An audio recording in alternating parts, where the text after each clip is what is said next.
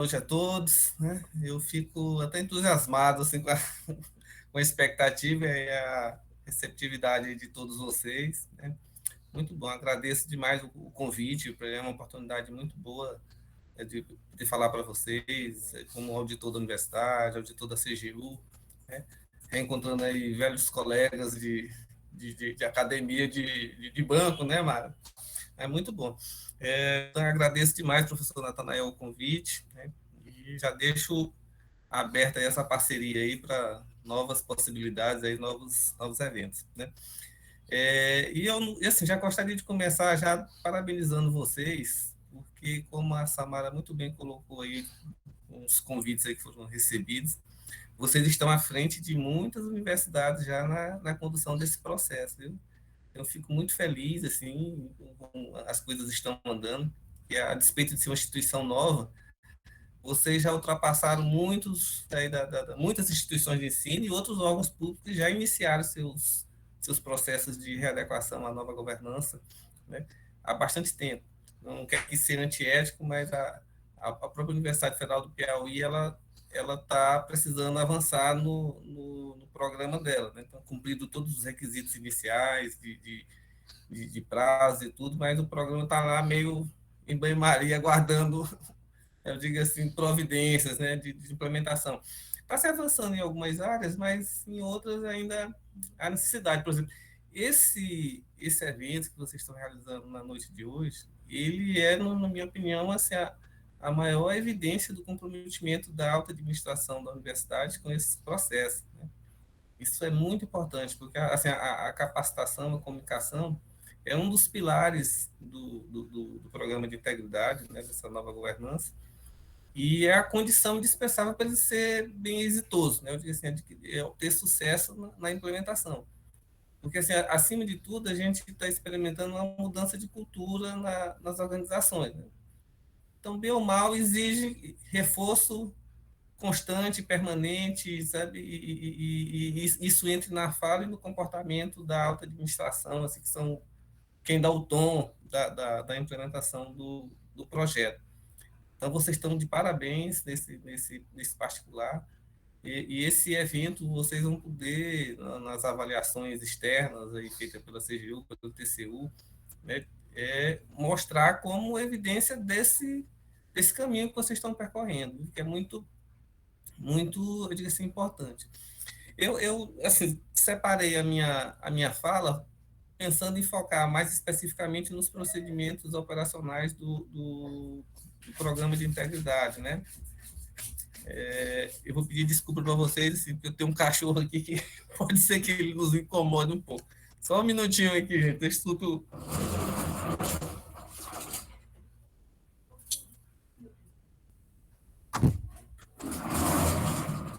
Eu moro aqui em apartamento, então não tem muito onde esconder o cachorro, mas ele já estava aqui, mil perdões. Pois, voltando, a ideia da gente então era discutir um pouco sobre o programa de integridade, né, mostrando os procedimentos, os pilares fundamentais, os elementos que devem compor, né, esse programa, mas assim, não sem antes fazer uma alusão ao que antecede esse programa de integridade, né, na administração pública brasileira e nos referenciais mais recentes que o governo brasileiro vem adotando, né? E assim, o ponto que eu considero fundamental é que esse programa ele tem que ser visto numa dimensão assim mais ampla, né, como inserido dentro de uma estrutura de governança, portanto, uma mudança de paradigma, né? Então, assim, um conjunto de ideias acerca do funcionamento das organizações, das corporações, né, do Estado, e sobre alguns aspectos particulares enfrentados no país e no mundo de uma forma geral. Então, esses processos, né, essas ideias, elas antecedem, portanto, essa ideia da gente de programa de integridade ou programa de compliance, também, como muitos chamam, né? E um dos fundamentais, assim, que eu reputo como importante, é a ideia de corrupção, né? Então, a corrupção, ela nos anos 80, ela deixa de ser vista como um problema nacional, que deva ser resolvido em cada país, de acordo com a soberania que cada um dispõe, né? E não mais como, eu digo assim, na verdade, assim, é um problema, deixa de ser um problema nacional para ser visto como um problema transnacional. E aí é que entra, eu digo assim, a grande mudança, né, nesse campo. Né? A corrupção, por exemplo, era considerada até os anos 80 como tendo até um aspecto positivo, né? Já que assim, propiciava o suborno, propiciava algum nível de desenvolvimento econômico em alguns países, então esse suborno era visto como uma espécie de graxa que lubrificava as engrenagens da burocracia, então permitia algum nível de desenvolvimento. Isso era considerado tão natural que as empresas europeias e norte-americanas consideravam os subornos como despesa fiscal. Então, podiam abater dos seus respectivos faturamentos esse gasto. Então, há estudos econômicos mostrando que isso, de alguma medida, era vantajoso. Então, a partir dos anos 80 é que essa percepção muda completamente.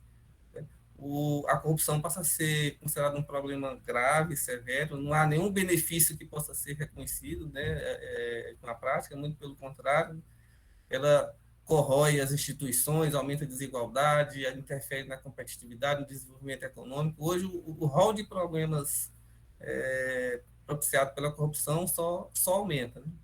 Então, não só houve uma mudança de entendimento desses fenômenos, como as estruturas de gestão e de governança passaram a ser consideradas também ineficientes para lidar com esse novo cenário. Né? Então, daí vem inicialmente as ideias, as reflexões sobre reestruturar os mecanismos de controle, portanto, dessas grandes corporações. Né? Até a teorização disso e a normatização em decretos, leis, né, e convenções internacionais foi um passo. Eu vou abrir aqui a transparência para mostrar, para ficar mais prático. Vou lendo aqui. Começou a chover aqui em Teresina, gente. Se eventualmente faltar energia, eu abro no celular. Viu? Aí não, uma breve interrupção se vier a acontecer. Deixa eu ver aqui se dá certo aqui.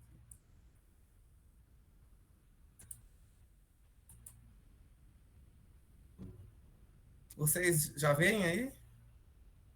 Já, doutor Edilson, já estamos vendo. Pronto. Pois Ok. eu vou dentro do que eu estava falando, portanto, então, antes da gente ter os programas de integridade e normas governamentais, então, todo esse processo de mudança de paradigma ocorreu, portanto, para se engendrar, se construir algo que pudesse fazer frente a essa nova perspectiva de enfrentamento desse problema, né?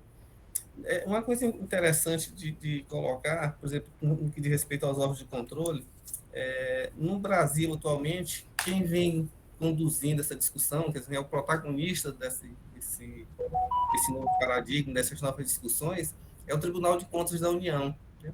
E ficou uma coisa até relativamente interessante, porque assim, o tribunal vem normatizando, vem pesquisando, vem publicando referenciais sobre governança, né? E a Controladoria Geral da União, ela terminou enveredando por uma discussão mais voltada para a integridade, né? E integridade mais relacionada também à questão do enfrentamento à corrupção. Então, a gente tem dois grandes atores institucionais hoje na administração pública, né? Lidando com essas questões, né? E trabalhando, não foi uma coisa, acho, planejada inicialmente, mas que ela atualmente se complementa. Né? Então, você tem uma perspectiva esse enfrentamento das questões mais gerais de ineficiência do Estado na perspectiva da governança e o viés do enfrentamento à corrupção por intermédio dos programas de integridade. Então, eu vou tentar não ser muito prolixo com relação à minha fala e ser bem objetivo na medida do possível. Caso vocês tenham alguma questão no decorrer da fala, vocês já podem intervir e formular. Então, eu vou aqui avançando devagarinho. Então, a questão da governança, como eu vinha falando, até que ela vinha se transformar num dispositivo normativo, né, numa lei, numa legislação, aqui eu trago a colocação do decreto 9.203, que define aí o conjunto, governança pública como um conjunto de mecanismos de liderança, estratégia e controle. só para reforçar a ideia de que governança, portanto, ela tem uma dimensão mais geral, né? Sendo o programa de integridade um dos seus instrumentos, não digo nem preferenciais, porque hoje, por exemplo, a liderança que a alta administração tem em conduzir esse processo, os demais mecanismos que você tem de planejamento e de avaliação, autoavaliação, eu digo assim, são tão importantes quanto o combate à corrupção. Eu, dentro da CGU, inclusive, eu tinha um posicionamento mais contrário à ênfase ao enfrentamento à corrupção, justamente por acreditar que o problema da ineficiência da administração pública ele é assim, mais grave do que a corrupção em si. Ambos são graves, mas assim, a questão da ineficiência, da falta de transparência, da falta de uma maior responsividade com relação ao que o cidadão demanda, eu assim, tendia a considerar, por exemplo, mais a perspectiva que o TCU trabalha, de ver a governança como um todo, e não apenas o enfrentamento à corrupção, né? Eu acho que você pode até ter uma gestão que não incorra em irregularidades, em falhas, em fraudes, e ela não ser assim, uma gestão eficiente do ponto de vista das entregas que ela faz para a sociedade, né? Então, assim, é um tema que eu gosto bastante de ler e discutir, mas eu tenho esse viés um pouco mais voltado para essa dimensão mais ampla, né, de não ter um foco específico. Na questão principal da integridade, eu reconheço a relevância, né, e assim, os dados que eu levantei são dados até interessantes no que diz respeito a essa questão, porque assim, a discussão que se tem na Europa, que é essa mais dos anos 80 para cá, ela é mais focada em integridade, mas eu vou mostrar para vocês que a preocupação com a ética nos negócios e na gestão, ela é do começo do século passado, nos Estados Unidos. Então, mostra-se um protagonismo que os Estados Unidos tiveram com relação a essa questão e um certo atraso da Europa e do Brasil no que diz respeito a se enfrentar de frente esse problema. E aí, voltando aqui, então, embora as discussões sobre ética e integridade elas sejam relativamente novas no Brasil, né, os primeiros trabalhos publicados, as discussões, elas são do 2009, 2013, esse conceito ele é do começo do século XX, né, nos Estados Unidos, sob o nome de compliance, né? Tanto é que ainda hoje, aqui no Brasil, a gente vê muita referência a programas de integridade, mas também a programas de compliance, certificação em compliance, né? Porque compliance é o nome preferencial utilizado no mercado, sobretudo em decorrência da influência norte-americana, né? Então, eu trago aqui alguns dos dados para a gente verificar que nos Estados Unidos, desde o início do século passado, a gente já via essas discussões nas publicações e assim, nas mais diversas áreas de atuação. Então, em 1906, o Food and Drug Act, né, na área de saúde, depois a gente vem com outros na área de finanças, comércio, justiça e defesa. Então, você vem, olha, 2000 a Food and Drug Administration, Federal Reserve, o Security Exchange, que é o equivalente à nossa CVM aqui, escritório do inspetor-geral, que é uma espécie de controle interno deles, o Foreign Corruption Practice Act, que é a principal referência que a gente ouve quando se trata de programa de integridade, o programa de compliance. Quer dizer, em 1977, as empresas norte-americanas passaram a ser penalizadas com prática de suborno transnacional, né? Isso na literatura é colocado como tendo um problema muito sério, que assim, atrasou muito a lei pegar, né, como a gente diz aqui no Brasil, né? As empresas se sentiam prejudicadas com relação à competição internacional, porque suas congêneres internacionais, sobretudo europeias, não contavam com essa vedação, né? Então, em algum momento, isso, segundo os americanos, produzia algum tipo de desequilíbrio nas competições internacionais, né?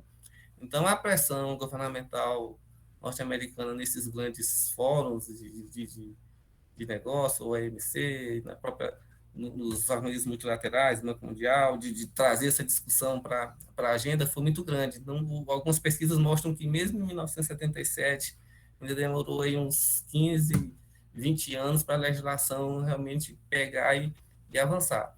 E mesmo depois de 77, ela continua avançando. A gente vê aí em 1984, né, essa comissão na área de justiça, né, de revisão de sentença, na defesa também, na área de defesa norte-americana, que a gente sabe que é muito forte, né, e envolve altos recursos, né, governamentais de financiamento e aquisição.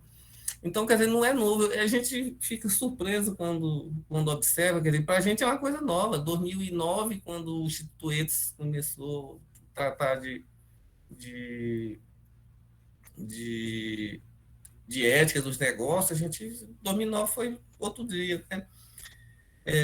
Eu ia passando aqui para mostrar assim, o descompasso com relação ao que aconteceu na Europa e em outros continentes. Na Itália, só em 2001 teve a sua primeira lei anticorrupção, né? A África do Sul em 2004, a Coreia do Sul em 2004, o Chile em 2009, o Reino Unido, que é outra norma também bastante citada, né, como referência nessa área, em 2010. A Alemanha, aí eu não tinha muita certeza, sempre fico para conferir esse dado depois e vou deixando passar e não verifico. Mas a Alemanha 2012, né? Quer dizer, não é muito tempo, nós estamos falando de menos de. Quer dizer, está com 20 anos a Alemanha, se for 2012 aí mesmo, né? 10 anos, né?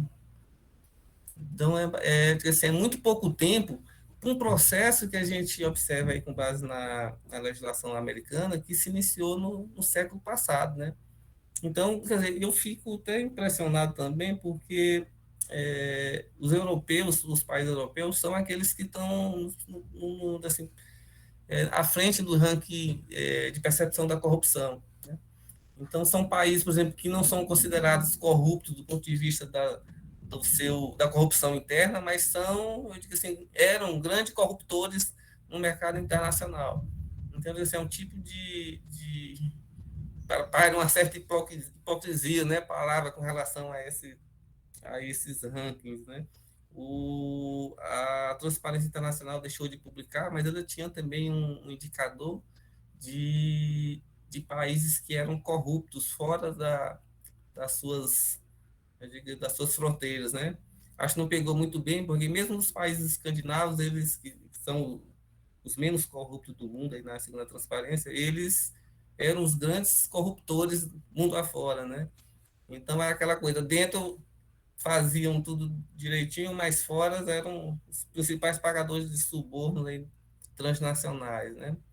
Então, como eu estava falando, o Instituto ETS encabeça, uma organização sem fins lucrativos, ele encabeça essas discussões já em 2009, tentando trazer, portanto, essa discussão sobre ética nos negócios para as transações feitas no Brasil, né? Esse ano a CGU já estava envolvida nesse debate, né?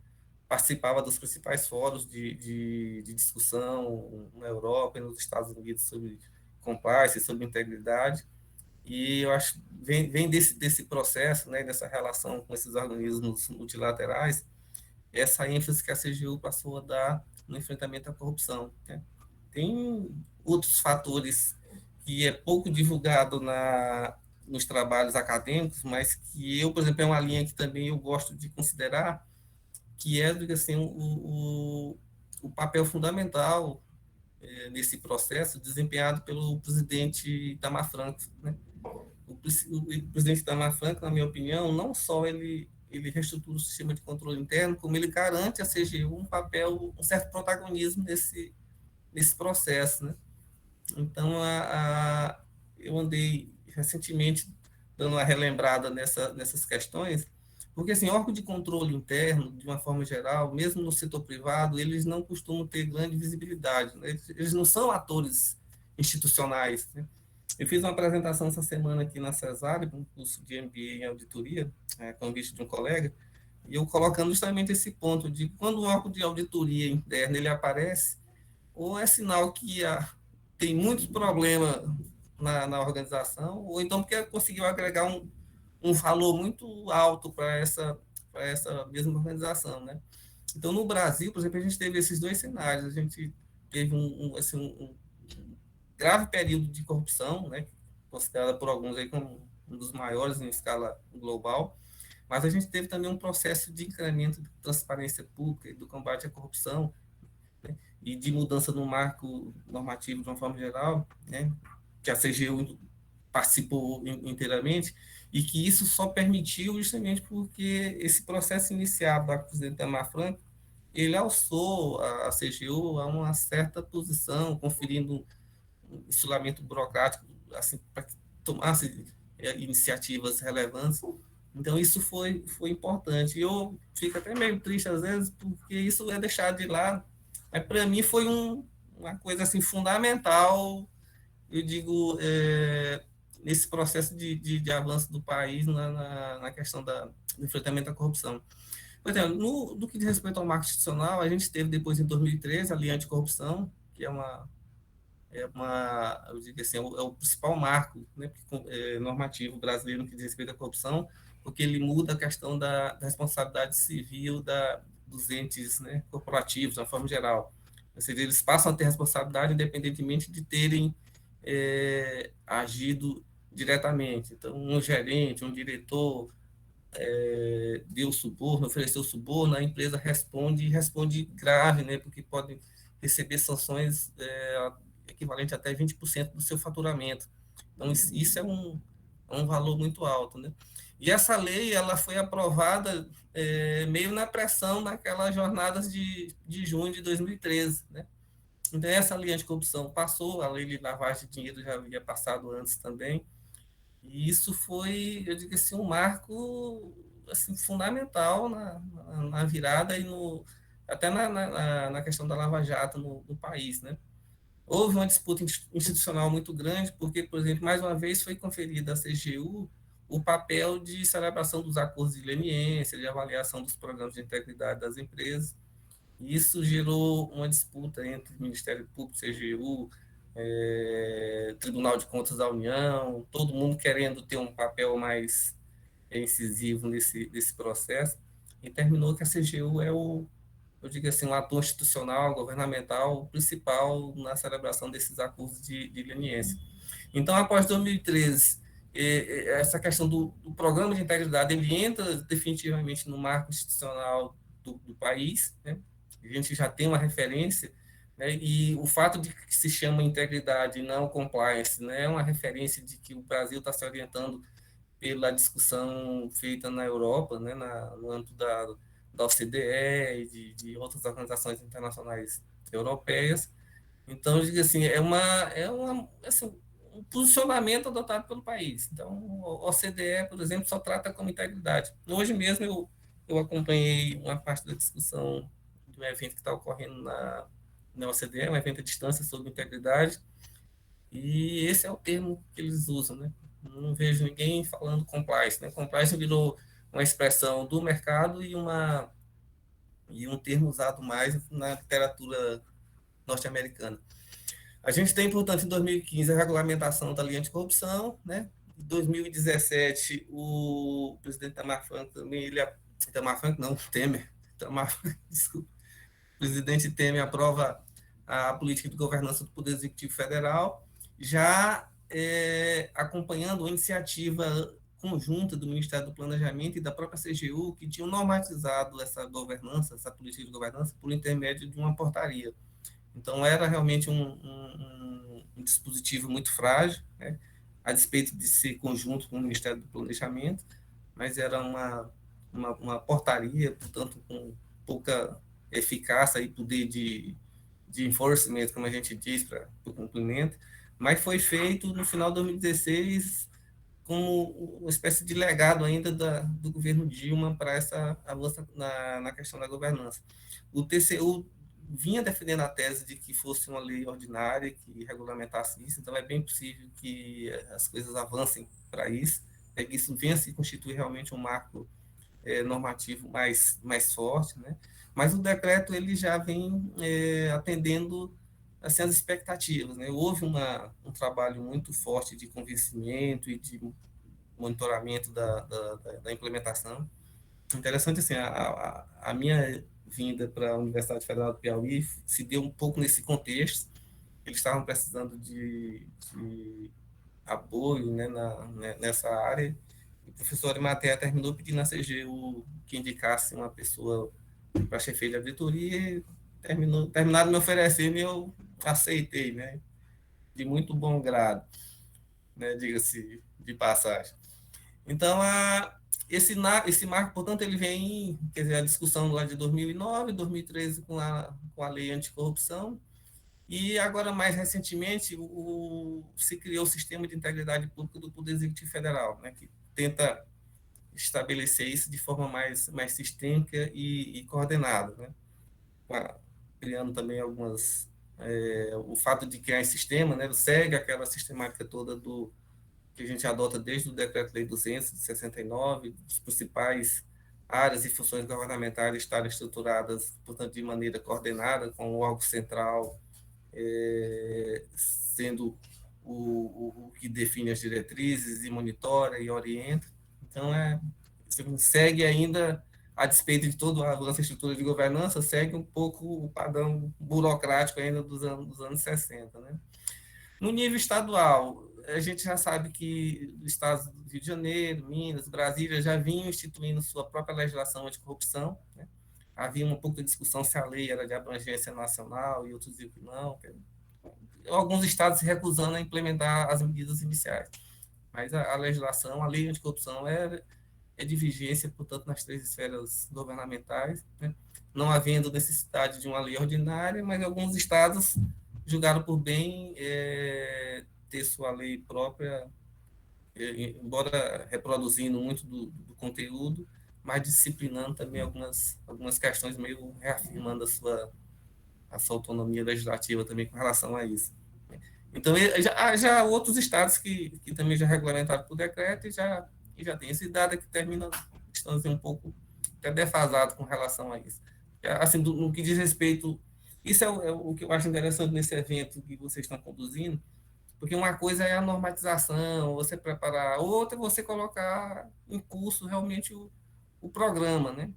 E colocar o programa em curso envolve isso, você colocar, convencer as pessoas de que o novo paradigma está se estruturando, novas referências existem, que, portanto, elas terminam alcançando a gente direto ou indiretamente, né? Porque hoje vocês sabem que tem conjunto de mecanismos que, volta e outros, os próprios servidores técnicos e docentes recorrem para garantir seus direitos, ou denunciar práticas que se consideram ilícitas.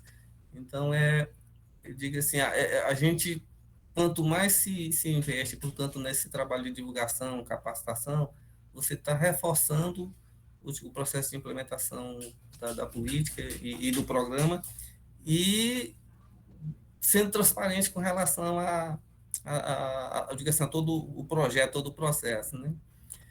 Então, feitas essas considerações iniciais, mais gerais, vou trazer para vocês, para a gente discutir, quais são os conceitos assim, mais relacionados, assim, bem de forma rápida também.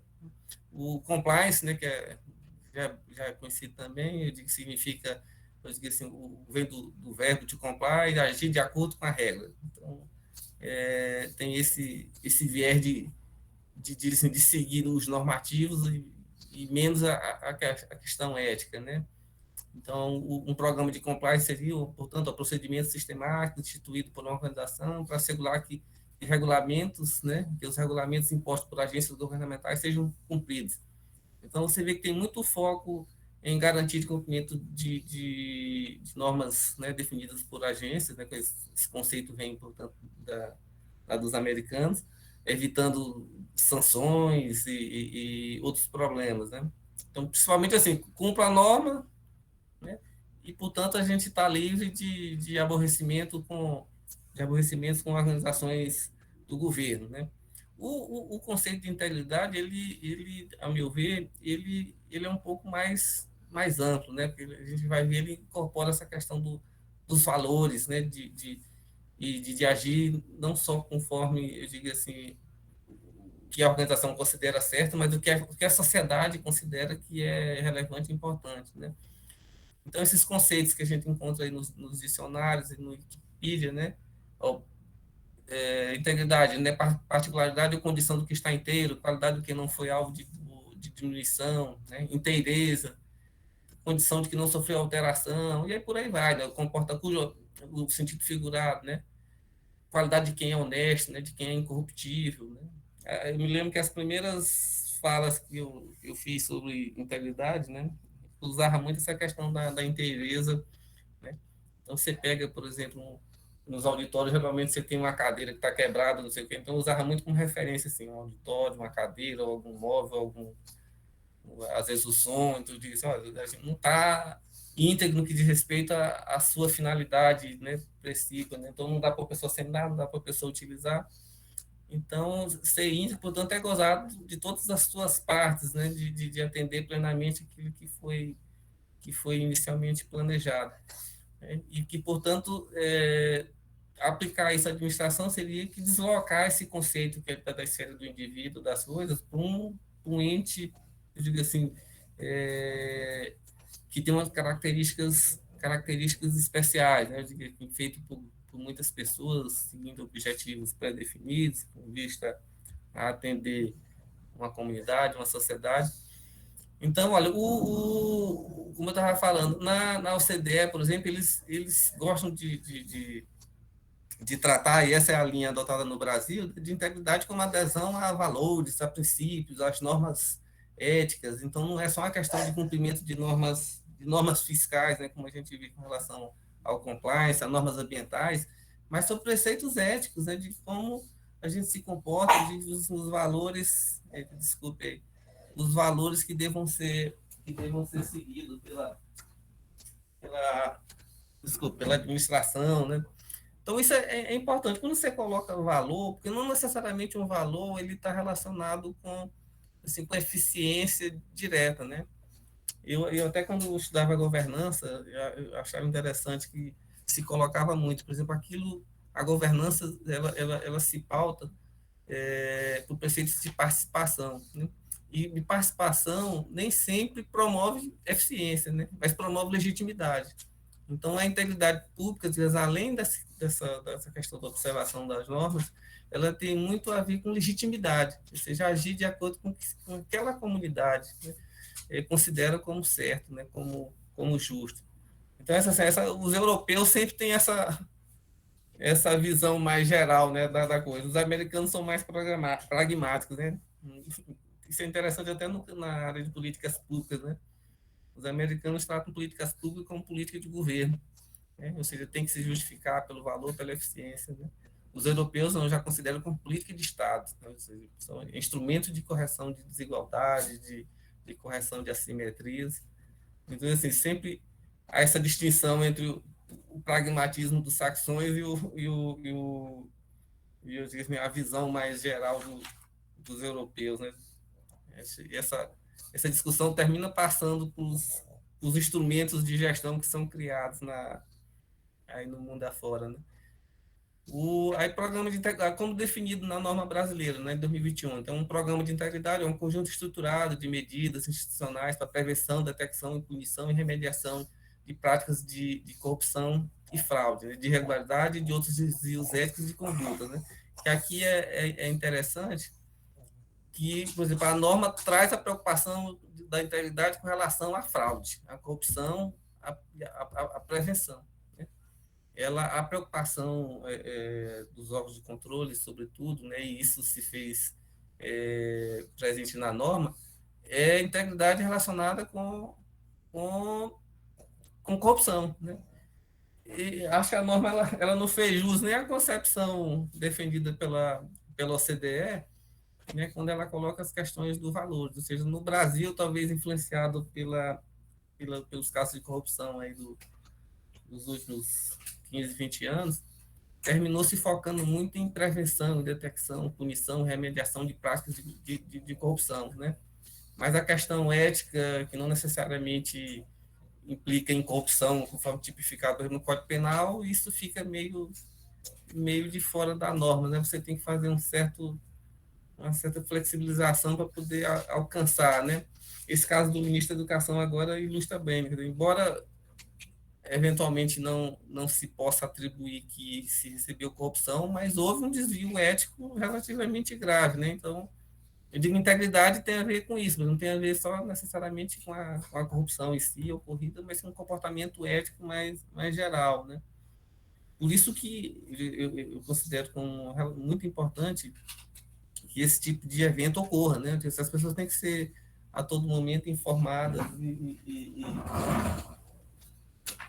informadas e orientadas sobre essa mudança de perspectiva, né? Porque não é só um, por exemplo, vamos supor que a gente tenha um controle de frequência, né, de horário, né? Eu tenho um controle de frequência de horário, então eu atendo a normas, mas eu chego na repartição e não faço simplesmente nada o dia todo, então eu estou sendo legal, mas não estou sendo íntegro, né? No que diz respeito à perspectiva de integridade, que é, eu digo assim, um conceito mais geral, né, que a gente vê do referencial europeu, né?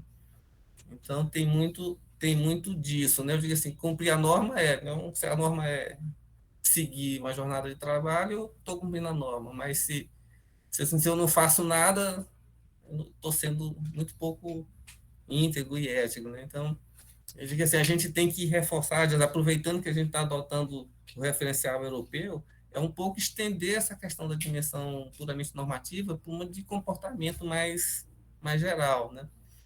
Então, o que é que infelizmente, a gente tem que voltar para a norma. O que é que a norma tá trazendo, né? Então, eu vou apresentar para vocês, vou tentar correr um pouco, o tempo está até correndo aqui também.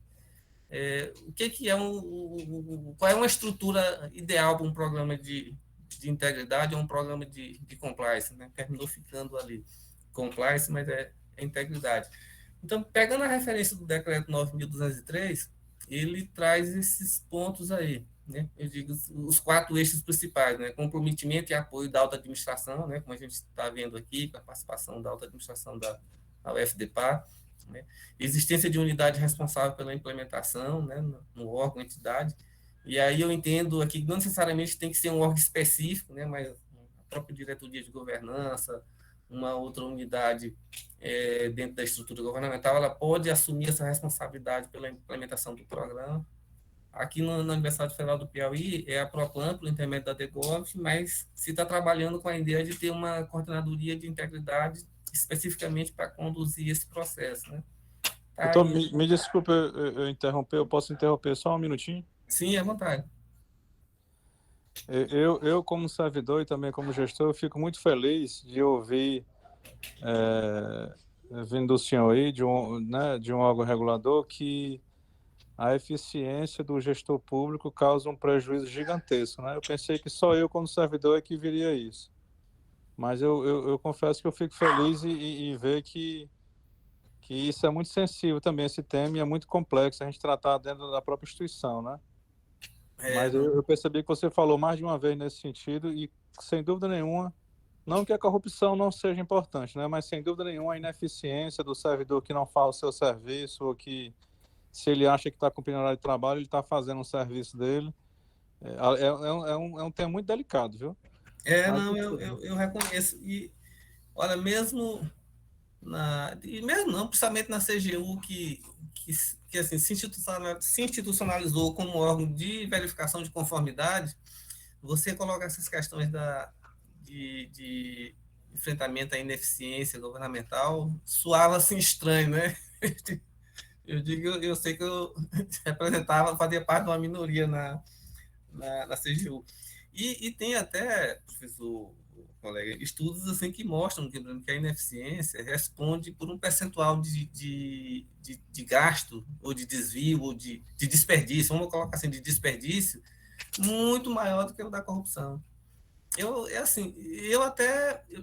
citava muito isso nas minhas apresentações, porque esse estudo é um estudo feito por 3 economistas italianos, né, da London School, Bandeira, que é uma delas lá, e nunca lembro o nome dos outros 2, mas assim, uma pesquisa feita na Itália, eles mostraram que a ineficiência ela foi responsável no total do desperdício de 80%. Ou seja, a corrupção, se bem assim, o estudo, a ideia de corrupção que eles têm lá é aquela corrupção praticada ou suborno recebido por altos dirigentes, né? Então, nesse tipo de pesquisas, eles mostraram que a ineficiência respondia por 80% do desperdício geral, né? Para os níveis de corrupção do Brasil, que era considerado sistêmico e, portanto, entranhado aí até na cultura nacional, é possível que isso não corresponda a 80%, né? Seja, eu digo assim, seja mais equilibrada essa divisão. Mas mesmo assim, digo, é um ralo de dinheiro que a gente não costuma entrar, né?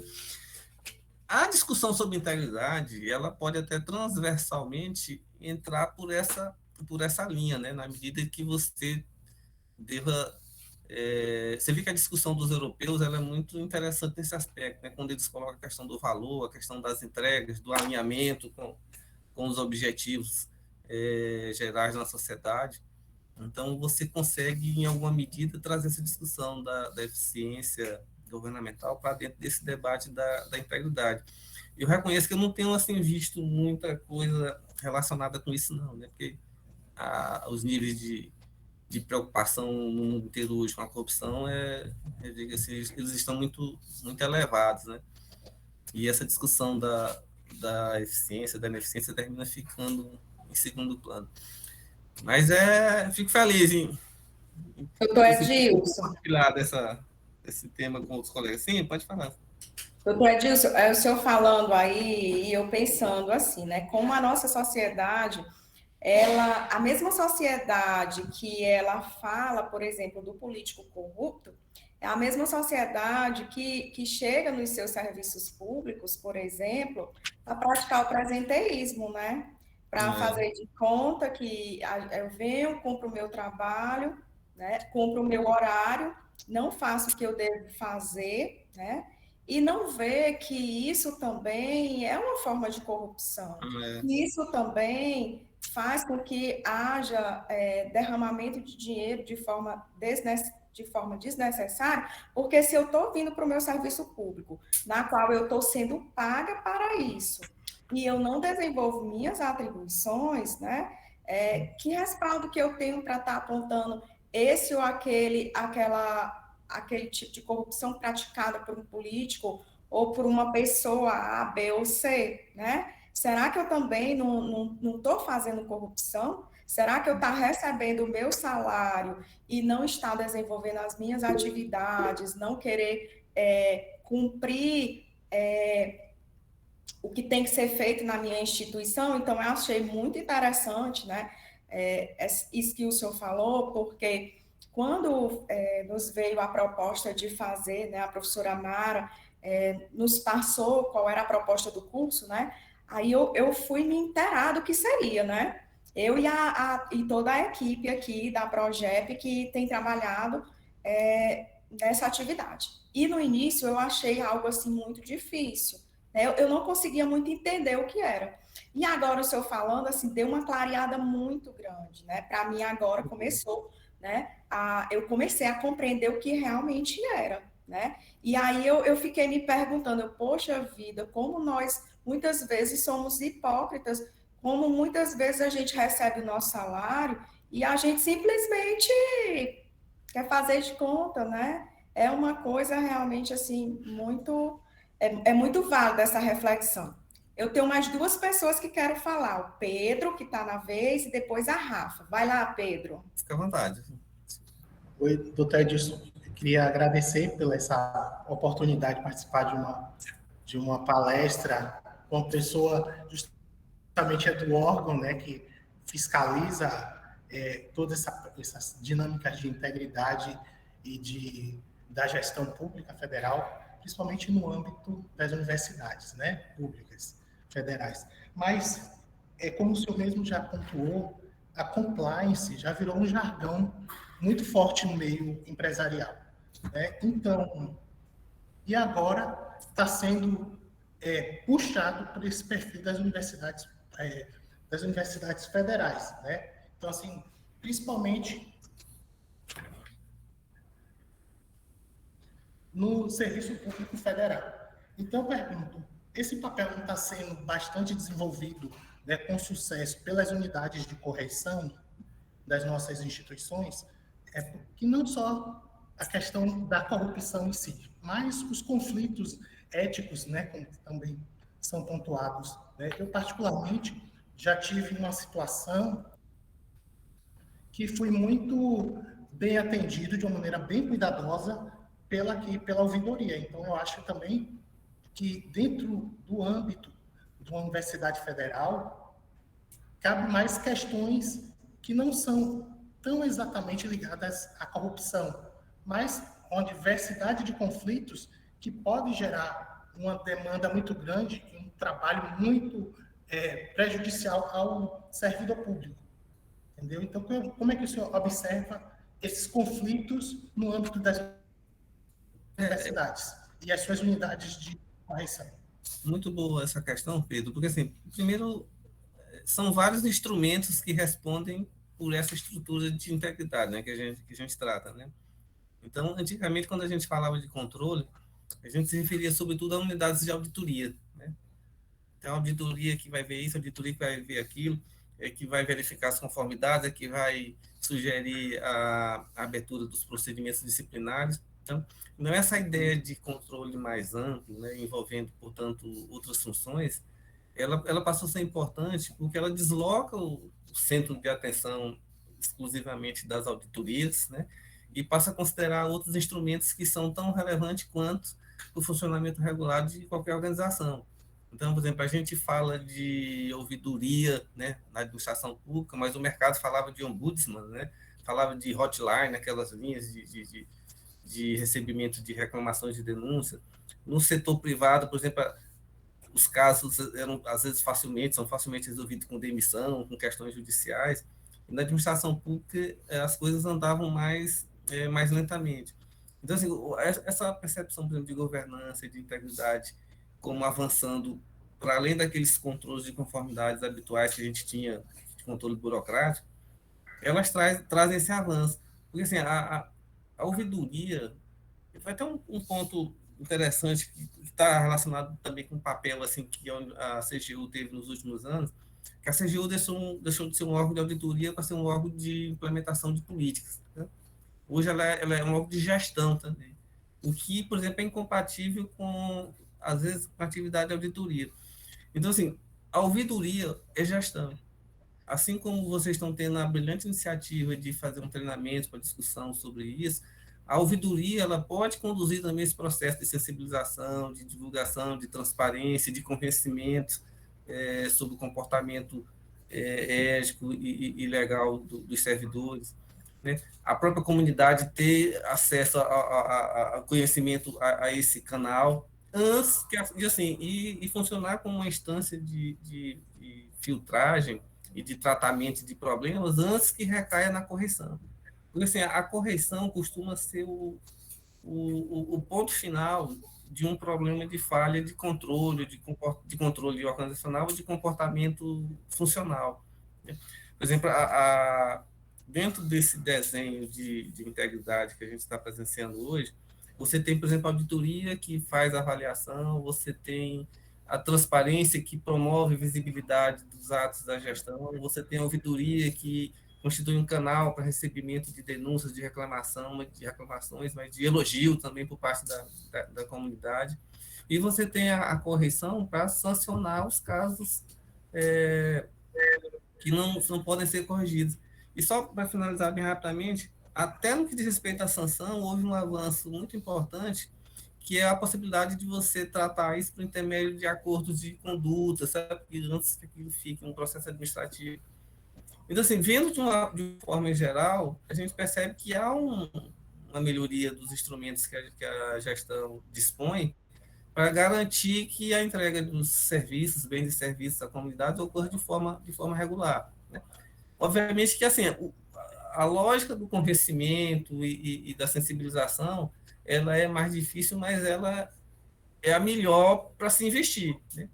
Assim, é melhor a gente investir em treinar, em capacitar e orientar do que a gente abrir um processo administrativo disciplinar, né? A universidade aqui, por exemplo, teve que, por uma questão de recomendações de controle, tanto de TCU quanto de CGU, de abrir aí um número muito grande de processos administrativos para questões que poderiam ser resolvidas com a comissão de acompanhamento e controle dentro por exemplo, a questão das acumulações indevidas, da questão das quebras de dedicação exclusiva, né? Tudo isso poderia ser sanado com monitoramento, com avaliação, com até autoavaliação, né? Com esclarecimento, antes de chegar a uma situação em que os órgãos de controle tenham que atuar para já imputar logo ou determinar a abertura de um processo administrativo. Né? Então, assim, essa reestruturação, esse desenho desse conjunto de mecanismos que respondem pelo nome de programa de integridade, né? Eles estão ajudando muito assim, a contornar esses elementos, para você não ir logo por 8 ou 80, certo? Ou demite, ou deixa do jeito que está, né? Não é, eu digo assim, essa visibilidade que você está tendo e outros servidores, de uma forma geral, vão começar a perceber, isso, serem confrontados com painéis, com outdoors, com treinamentos, né, com divulgação nos veículos, né, que a universidade dispõe, de rádio, de TV, podcast, eles sempre orientando, esclarecendo, a pessoa aos poucos vai se convencendo e mudando sua postura, seu comportamento com relação a essas questões éticas, né?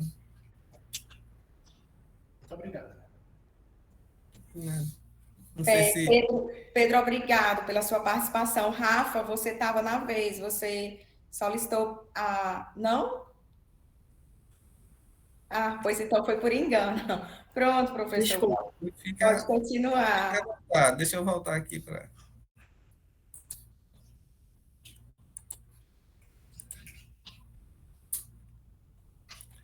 Então, já vou tentar correr um pouquinho aqui, para não deixar passar muito tempo. Então, o decreto ele estabelece esses 4 eixos principais aí que devem nortear os programas de integridade, né? Esse comprometimento da alta administração é o principal. Aqui eu sempre insisto para que, quando tem uma oportunidade, para que não só, eu digo assim, o ato em si de instituição do programa, mas nas falas e nos eventos e nas demonstrações públicas de apoio da alta administração a esse processo. Eu até reconheço, uma das coisas que eu tive que me acostumar ao vir para a universidade, né, e a gente, por exemplo, de cara você vê que o sistema de governança, né, eu digo assim, a estrutura de governança da universidade ela é diferenciada, né, goza de autonomia, né, relativamente a outras entidades da administração federal, né, mas ela tem uma decisão muito colegiada, né? Quer dizer, muito não, é uma decisão colegiada. Então, isso tem, eu digo assim, traz seus problemas de discussão, de aprovação. Então, uma coisa pode avançar no sentido e outra nem tanto, mas faz parte da vida acadêmica, né? Eu digo, por exemplo, a alta administração tentar unilateralmente definir um sistema, um mecanismo de controle, né, teria alguma dificuldade, posto que essas discussões elas são tomadas de forma colegiada. Isso torna, no meu entendimento, assim, a gestão de uma instituição de ensino muito mais difícil, né, e complexa do que qualquer outro órgão público. Né?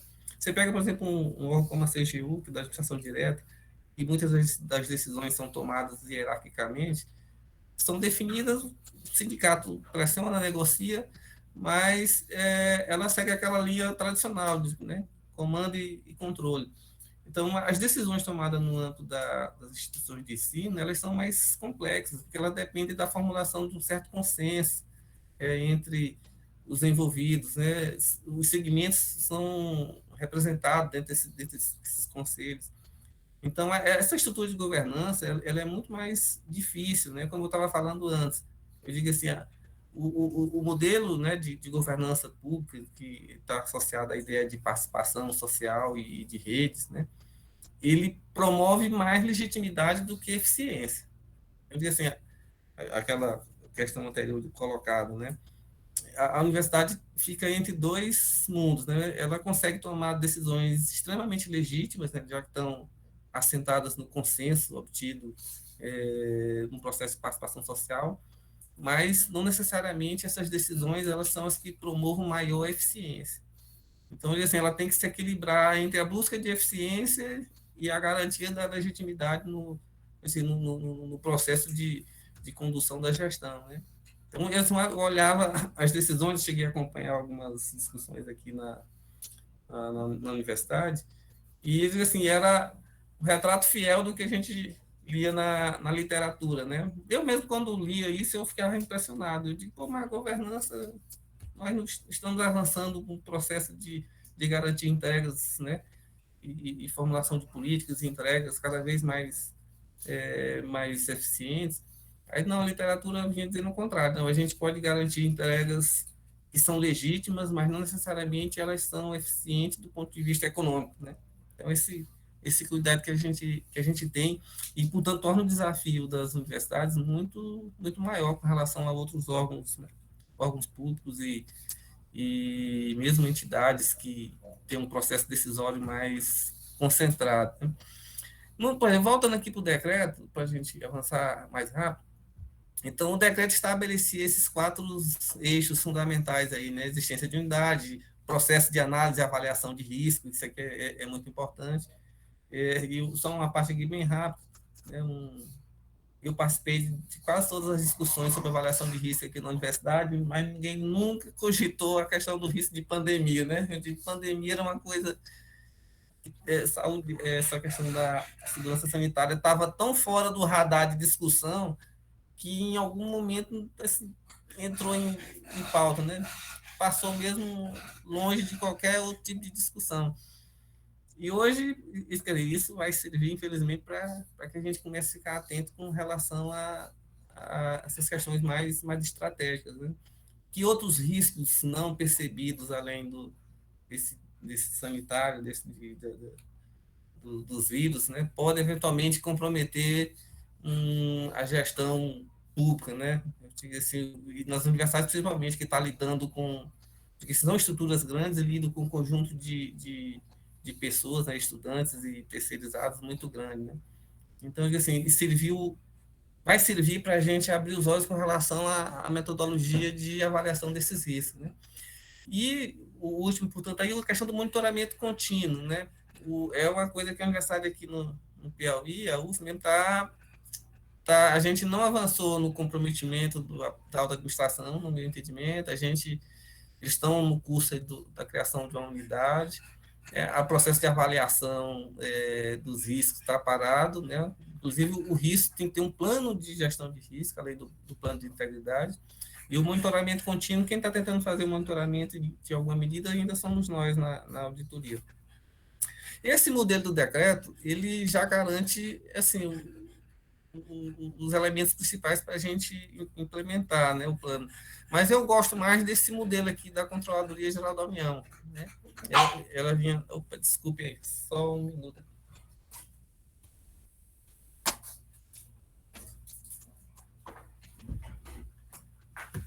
O cachorro resolveu me incomodar aqui. Esse modelo da CGU ele é mais completo porque ele contempla aqueles eixos que tem no decreto. Esse aqui foi elaborado antes do decreto, né? Mas eu gosto de trabalhar mais com ele porque ele traz todos os anteriores e mais a questão da comunicação e do treinamento, que é um pilar, como eu falei no início, importante para esse processo, né? Aí eu vou passar por cada um deles aqui, dos elementos, de forma um pouco mais rápida, para não ficar muito monótono também, e a gente vai se encaminhando para o encerramento aqui com eles, né? Então, vamos lá, o desenvolvimento do ambiente de gestão, né, que é o primeiro eixo da CGU, do programa de compliance ou integridade, né? Essa questão do ambiente de gestão, isso é muito importante. A gente tem um conceito na auditoria que chama ambiente de controle, né? Ambiente de controle é a percepção que os servidores ou os funcionários, né, de uma organização têm com relação a se estão sendo controlados ou não, se as coisas têm algum rigor do ponto de vista do controle, né? Por exemplo, a gente sabe que esse conceito se aplica inclusive à segurança pública, né? Por exemplo, o ambiente, uma sociedade, um bairro, uma cidade que tem uma percepção de baixo controle policial, então ela é um bairro, uma cidade propensa a ter um aumento de criminalidade. Então, numa organização em que o ambiente de controle ele é percebido como frágil, né, as pessoas mais facilmente estão dispostas a incorrer em desvios, né? Então, desenvolver um ambiente de gestão, né, assim, do programa de compliance significa adotar esses mecanismos que vocês estão adotando, por exemplo, demonstração do comprometimento inequívoco da alta direção, né, e você ter uma estrutura também adequada para a condução desse processo, né? Então, assim, a participação da alta administração, da reitoria nos eventos, assim como eu já participei de avaliações de programas de compliance de empresas nacionais, brasileiras, no programa, que é um selo de empresa ética da CGU, né? Então, assim, uma das formas da gente verificar o comprometimento da alta direção era verificando a participação de seus membros em eventos sobre ética, sobre compliance, inclusive documentados, a própria realização desses eventos na sua organização, né? Então, tudo isso ajuda você a ter um ambiente de gestão comprometido com integridade. Você tem um ambiente íntegro, né, que se perceba íntegro, significa dizer que todos aqueles mecanismos estão plenamente conhecidos e em funcionamento. A independência e estrutura da autoridade, isso aqui é uma questão que eu acho relevante. A gente vê na literatura que assim, não há uma formação específica para conduzir processos de integridade ou de compliance nas organizações. Aqui no Brasil, assim, houve uma corrida muito grande do pessoal com formação jurídica para encabeçar coordenar esses programas nas empresas e grandes corporações, né? Mesmo na administração pública, muitos dos ex-ministros da CGU e ex-delegados da Polícia Federal e procuradores do Ministério Público estavam se apresentando e dizendo que iam trabalhar com compliance, né? Meio que dizia assim, deixando salientar que a área jurídica é a área preferencial para trabalhar com compliance, né? A despeito de compliance estar sempre associada a cumprimento de normas, né? Isso não se resume a esse tipo de atividade. Então, um administrador, um filósofo, um pedagogo, um economista podem ser tão bons quanto qualquer advogado, ex-servidor público da área jurídica na condução desses programas, né? Inclusive, se a gente pensar que a perspectiva, por exemplo, europeia, né, trata o tema como transcendendo as questões assim, de normas legais, então, eu digo assim, abre a possibilidade de que outros profissionais tenham uma desenvoltura muito melhor do que simplesmente você deixar preso a um profissional da área jurídica, né?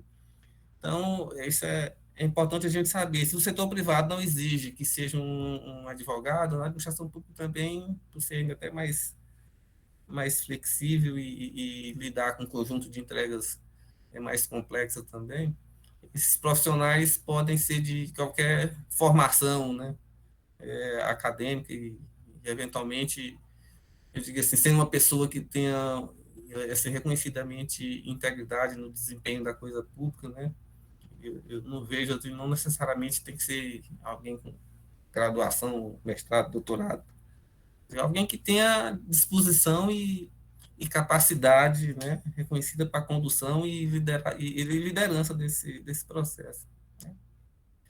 Então, a análise periódica dos riscos, a identificação, avaliação e análise de risco. Aqui a gente tem também procedimentos, a própria ISO tem padrões de avaliação, o Tribunal de Contas estabeleceu alguns mecanismos, a CGU também, alguns procedimentos. Isso diz respeito essencialmente a você está avaliando situações, eventos e coisas que possam comprometer a consecução de determinado objetivo, de determinado processo finalístico, gerencial ou de apoio. Então, é um processo sistemático. Então, a análise periódica de risco significa que é um processo sistemático, portanto, a gente tem que sentar, planejar, definir e avaliar, medir, mensurar. E boa parte, a quase totalidade das avaliações de risco que eu já vi, todas são avaliações em alguma medida assim, qualitativas, né? Você geralmente aplica uma escala Likert de avaliação, de percepção de risco e de controle. Eu cheguei a ver um único vídeo no YouTube sobre avaliação quantitativa de risco. E vi, né, por exemplo, as primeiras referências assim, em língua inglesa de quantificação mesmo. E, de novo, os americanos, né? Os americanos, se você pega a literatura produzida por eles, tendem a, por exemplo, a impacto do ponto de vista financeiro, né? E, por exemplo, na universidade não dá para a gente fazer uma avaliação de risco do ponto de vista financeiro, mas uma suspensão de uma aula presencial pode ter um impacto, isso não dá nem para a gente medir, né? Mas, assim, no mundo corporativo, né, no privado, né, essencialmente, os riscos são mensurados em moedas, né? Então, é o risco de você ter prejuízo realmente financeiro, né, na consecução. Fora isso, não dá para a gente entrar com essa seara financeira, pode eventualmente medir probabilidade em termos estatísticos, mesmo de ocorrência. Por exemplo, a probabilidade da gente ter uma segunda pandemia de um vírus que não tem vacina, eu digo assim, que funcione, agora está mais provável do que há 3 anos atrás, né? Mas para a gente estabelecer esse nível estatístico, eu digo, em geral, os procedimentos de avaliação não estão entrando por essa seara da avaliação quantitativa, né? Mas eu digo, quem puder, eu digo assim, experimentar seria uma iniciativa interessante, né? Eu já tentei ver e até como se poderia fazer, mas também deixei de lado. Eu digo, tem outros projetos aí para conduzir também de avaliação. Eu gosto muito dessa parte de indicador. Eu tentei construir alguns anos atrás um indicador de estrutura de controles internos para a prefeitura e até comecei um projeto aqui para a universidade também. E ele terminou ficando de lado em função da avaliação de risco que foi feita dentro do programa de integridade. Hoje, por exemplo, a gente totalizando a avaliação de 100 processos aqui na universidade que foram mapeados, mostram que os controles são inadequados. Então, assim, para algumas situações, os riscos que a universidade aqui está sujeita aqui são relativamente sérios, né? Eu digo assim, se você na avaliação diz que os controles não são bons, isso mostra que você está correndo risco. Ou seja, a alta administração ela está assumindo o risco, né? O que a gente chama de apetite de risco. Né? Ela está demonstrando que tem um apetite para correr naquele risco. Então, é da gestão. Isso assim, não configura uma irregularidade, mas configura um consentimento, né? Que está disposta a incorrer aquele risco, né? Para atender seus objetivos. Né? O item 3, a estruturação e implementação de políticas e procedimentos e programas, isso aqui é um pouco mais longo, porque assim, o que a gente chama de políticas é esses, como é que eu poderia colocar? São padrões normativos, ou não queria colocar assim, normas específicas, mas são políticas como é definidas nem na políticas públicas, né? Na linguagem americana, eles chamam de policy mesmo, né, para distinguir. Então, a gente chama policy aqui política pública, mas uma política pode ser uma política governamental, uma política empresarial, né? Aqui a gente tem o que eles chamam de política, né, padrões de conduta, então tem uma política de ética, de como se deve se comportar os altos dirigentes daquela organização. Políticas e procedimentos de integridade a ser observado por todos, eu digo, questão de comportamento no que diz respeito a fora das organizações. Por exemplo, na administração pública tinha um problema relativamente sério, porque assim, alguns servidores públicos gostavam de dizer que mesmo viajando a serviço, o que eles faziam fora do horário de expediente era uma questão de foro íntimo, né, pessoal e não governamental, né? Por exemplo, um caso até um pouco, assim, não devia falar, talvez, mas eu viajava nos carros da CGU com muita frequência e eu reclamava muito porque os colegas iam de bermuda, né? Eu disse, rapaz, vocês não acham que estão exagerando não, porque estão indo de bermuda, vocês não estão indo a passeio não, estão indo a trabalho, né? Ah, mas que é de domingo, não sei o que. Eu disse, não, mas rapaz, de bermuda, de chinelo, eu digo...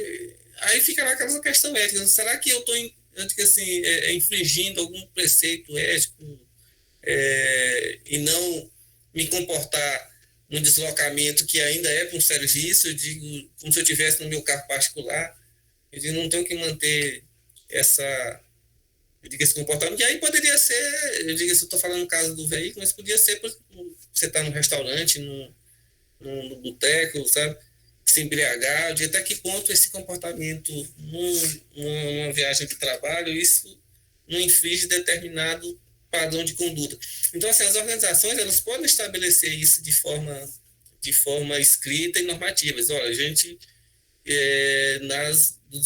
a política da casa é essa. Eu trabalhei no setor privado antes de entrar no serviço público, por exemplo, em banco privado aqui em Teresina, já há bastante tempo, e era proibido que os funcionários tivessem relacionamentos entre eles, né, de namoro, então, se eventualmente resolvesse namorar um com o outro, um dos dois tinha que pedir demissão. Então, era uma política da organização. Eu trabalhei, no caso, no Banorte, então vocês veem aí que é muito tempo, né? E tinha, por exemplo, uma outra política que os familiares do presidente do banco, na época, do Recife, não podiam ter nenhum tipo de negócio em nome da organização. Então, políticas são isso. Então, você define um conjunto de normas de conduta e a ser observadas pelos seus interessados, as partes interessadas, tanto interna quanto externa, né? Principalmente as internas. Então, política de integridade, registro de controles contábeis, isso aí é o padrão, o que tem, o que não tem. Por exemplo, a gente tinha antigamente, antes do cartão corporativo, a gente tinha suprimento de fundos. Então, você estabelecia alguns mecanismos, algum tipo de despesa que podia ser adquirido, o suprimento de fundo, e como aquilo era contabilizado posteriormente. Então, diligências apropriadas, que eles chamam em inglês due diligence, né? Você, por exemplo, vai contratar um fornecedor ou um parceiro comercial, e você verifica, faz algumas diligências para saber se tem comportamento ético, se tem envolvimento com justiça. Então, você faz verificação prévia antes de firmar negócios com outras organizações, né? Questão de vulnerabilidade, tem muito aqui do mundo corporativo privado mesmo, né? Canais de denúncia, incentiva as denúncias e a proteção do denunciante. Proteção de denunciante, por exemplo, a legislação no Brasil está avançando agora para essa questão, né? De conferir maior proteção aos denunciantes. Há pesquisas aí que indicam que boa parte das fraudes detectadas, elas vêm de denúncias e outras vêm do acaso. Por exemplo, as auditorias, infelizmente, respondem por menos de 50% da detecção de fraude. Isso das auditorias internas e externas, né? A gente, considerando o somatório das duas, no último trabalho que eu vi, que já tem também algum tempo, mostra que menos de 45% das fraudes corporativas eram detectadas por auditorias, né? Então, muitas delas eram descobertas ao acaso e outra parte importante também por denúncias, né? No Brasil, a gente tem muito pouco de denúncias efetivas. A gente tem, assim, por conta das ouvidorias, né, um recebimento de denúncia muito grande, mas muitas delas são infundadas. E como o governo brasileiro adota a denúncia anônima como legítima, né? Então você tem um quantitativo de denúncia muito grande. Então os órgãos de controle, eles inclusive não conseguem às vezes atender essa demanda com muita eficiência, né? Haja vista o quantitativo delas, né? Por outro lado... Oi, Gilson. Oi. Tem uma pessoa, o Paulo, está querendo falar. Pode passar para ele. Sim. Olá, Paulo.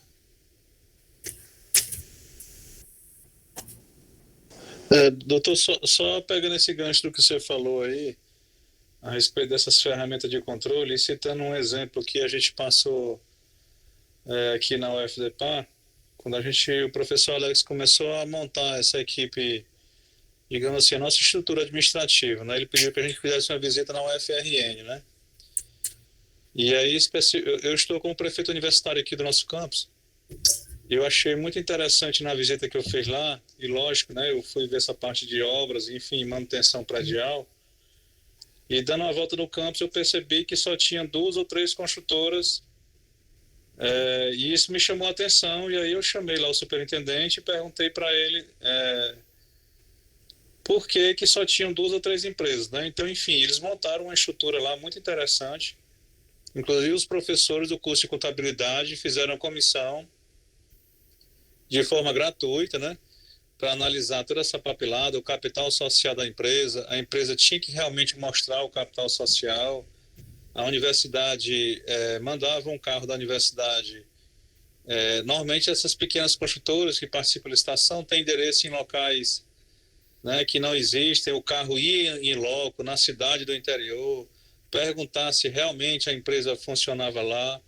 Enfim, nessa, digamos assim, nessa metodologia de trabalho, a grande maioria das construtoras que o camarada tinha, era só uma agenda debaixo do braço, eles foram ficar de lado. Eles foram desclassificados das licitações e só ficaram realmente as construtoras sérias, né? Então, assim, isso não aconteceu do dia para a noite, né? Isso deu um trabalho, teve que envolver alguns colegas. A maioria deles estavam trabalhando de forma sem receber nenhuma remuneração. Então, assim, foi um trabalho de conscientização, enfim, eu achei muito interessante, né? Juntando essas palavras que você falou aí, né? A gestão e esses órgãos de controle depende de um trabalho gigantesco, né? Parte da conscientização, mas depende, assim, da gestão realmente unir forças, né? E eu queria só citar esse exemplo que eu vi pessoalmente na UFRN, e eles são referência realmente nacional e me chamou bastante atenção. E pegando o gancho do que o senhor falou aí, né? Dessa organização interna, né?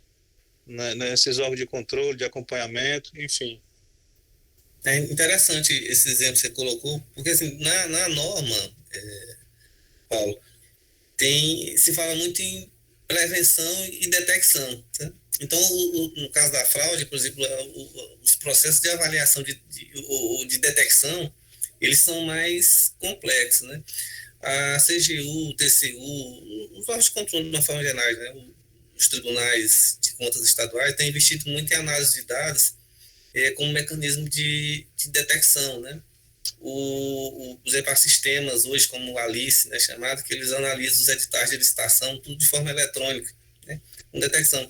Então, isso agora, obviamente que não se resume a instrumentos de análise de dados. Isso que foi feito, por exemplo, é muito, é mais difícil, um pouco mais complicado, mas pode ser tão eficaz quanto, né, você fazer um cruzamento de dados, né. Assim, o próprio processo de transparência pública ele está permitindo um nível de detecção muito, muito grande. Né? Pois você tem políticas, além da transparência pública, tem a política de dados abertos.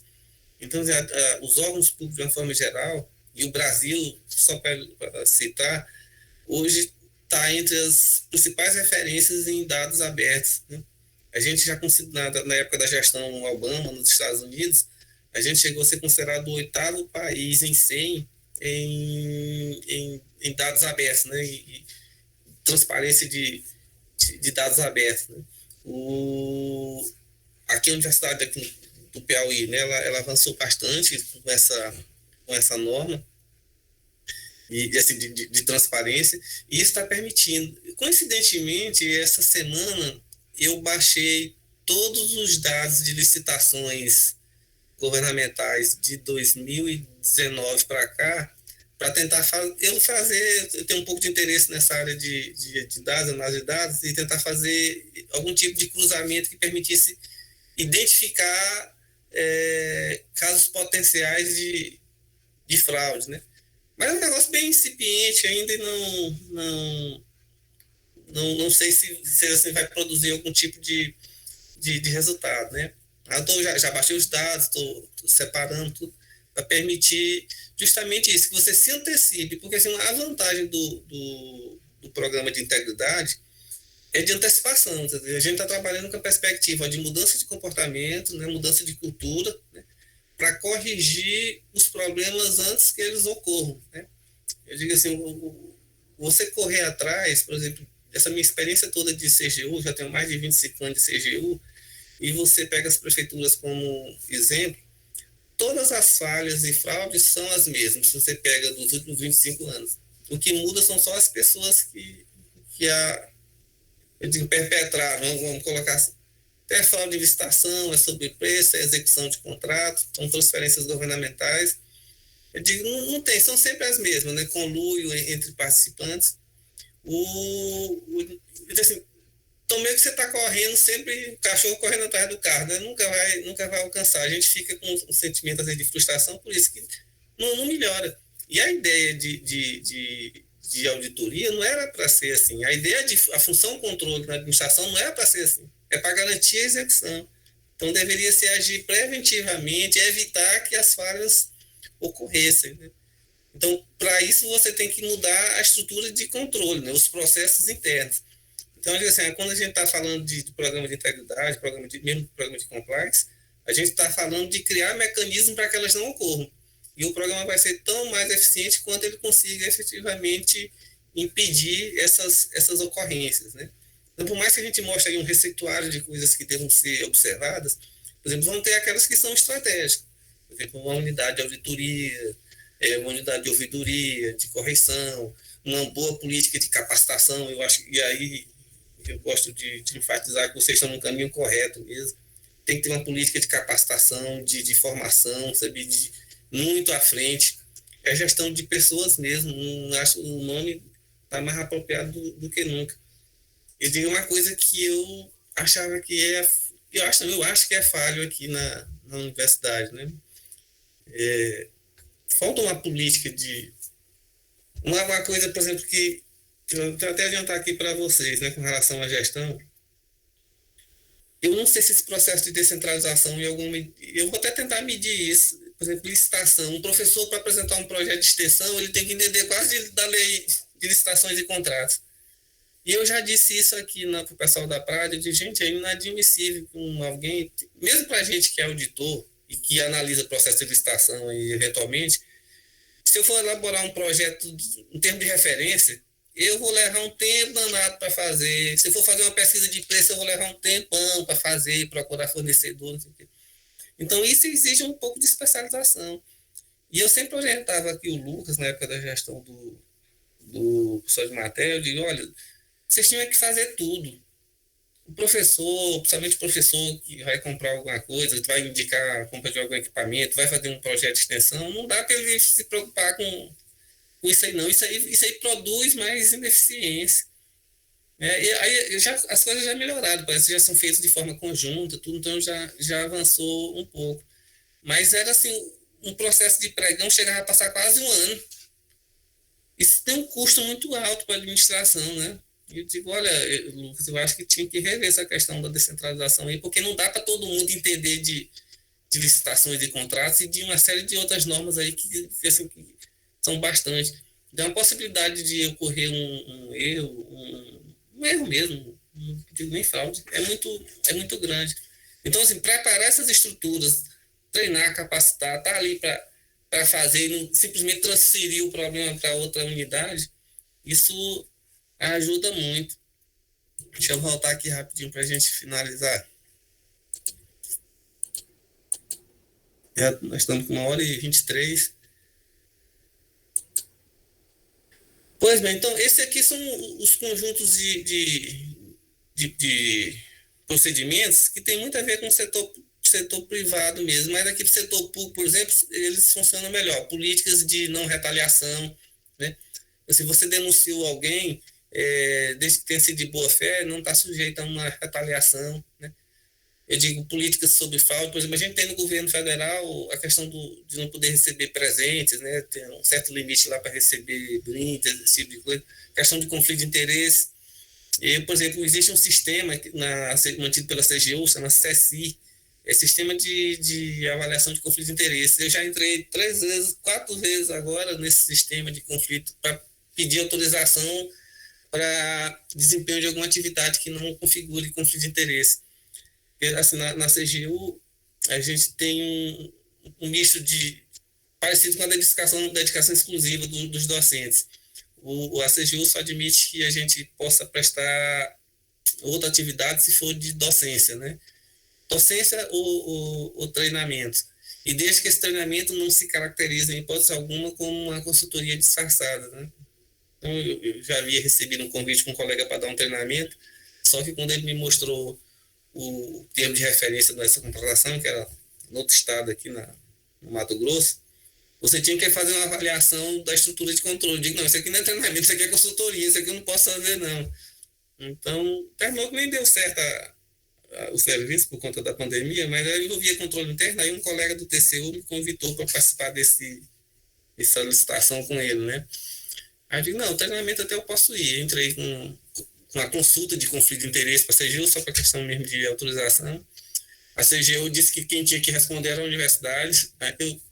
Na época, havia sido criada a comissão de conflito de interesse da universidade, aí eles deram parecer favorável, terminou que não ocorreu. Mas o que é importante é que você tem que ter uma política definida. Por exemplo, eu acho que pouca gente conhece na universidade da existência dessa comissão de conflito de interesse. Na verdade, ela é menos utilizada, até porque as situações de conflito de interesse elas são bem menores do que aquelas, por exemplo, que estão sujeitas a auditores governamentais de uma forma geral, membros de agências reguladoras. Então, essas questões são mais caras para esse tipo de atividade, né? A universidade, por exemplo, seria conflito de interesse, um pesquisador eventualmente receber um brinde de alguém que tem interesse naquele projeto, sei lá.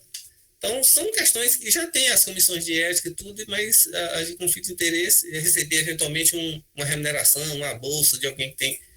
Então, são questões que devem entrar no radar de avaliação de risco das instituições de ensino e pesquisa e, eventualmente, estabelecerem políticas a serem observadas, né? Então, a questão de presente, a questão do patrocínio, por exemplo, eu já avaliei a política de integridade da antiga CEPISA aqui em Teresina, né? E eles tinham, por exemplo, patrocínios, né? Então você tinha que ter uma norma específica para disciplinar, né? A gente, na época, estava identificando essas questões. Tem que ter claro, né, que tipo de patrocínio, que tipo de atividade, né? Porque não patrocinar uma atividade ilícita, né? Ou antiética. Que tipo de patrocínio, as quantidades que devam ser. Então, tudo isso tem que estar normatizado numa política, numa orientação específica, né? Reuniões de agentes públicos, né? Por exemplo, a CGU não admitia que nenhum trabalho de fiscalização fosse feito só por um auditor, né? Sempre tinha que ser dois, no mínimo dois, para estabelecer o contraditório, né? Eu já vi, por exemplo, políticas de empresas particulares em que os dirigentes não poderiam se reunir com fornecedores ou outros interessados, né, individualmente. Então, tinha que sempre ter um segundo ali para um contraditório, né?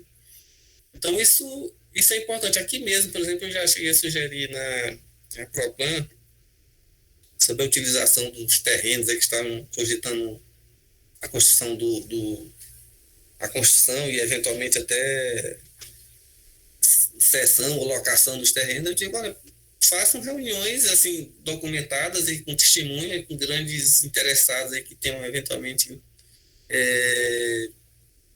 interesse mesmo em locar uma área, grande área daquela ali para a construção de um supermercado, alguma coisa assim.